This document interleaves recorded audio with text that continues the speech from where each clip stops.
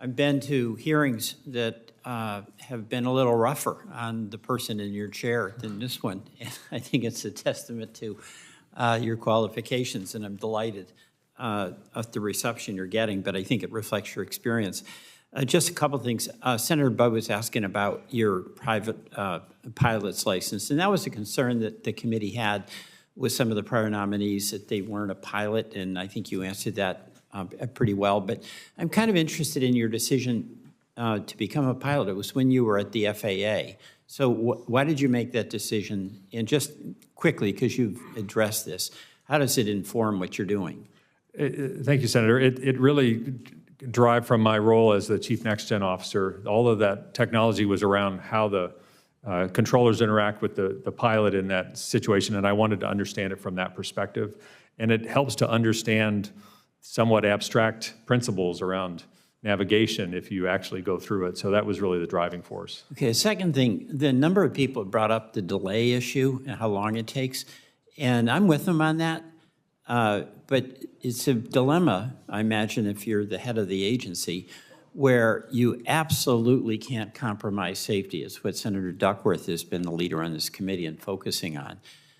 But there can be times where that becomes an excuse not to do your job. I agree. And act and make a decision. Not cut corners, but try to expedite it. Can you talk about the role you will play in maintaining that standard, but not allowing the agency to hide behind that standard rather than do their job in an efficient and prompt way? No, I think that's an excellent point, and I agree, and I think we can't allow safety become an excuse for inaction, and I think that does happen.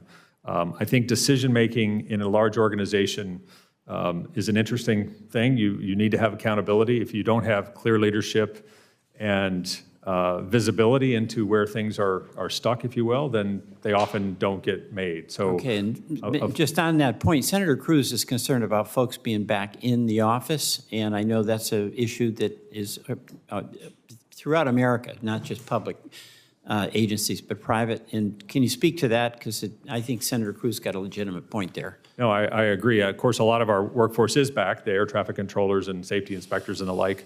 But to build a cohesive leadership team and move forward, we need to have in-person encounters. So that will be establishing a clear policy and enforcing that will be an early action. Okay, and then the last area that I want to ask is about the advanced air mobility industry. And as you, I'm sure, know, in Vermont, we have a new, very exciting company, Beta Technologies, that just yesterday opened up its production facility. Will be the largest one east of the Mississippi, and our governor was there, former Senator Leahy was there, the entire congressional delegation.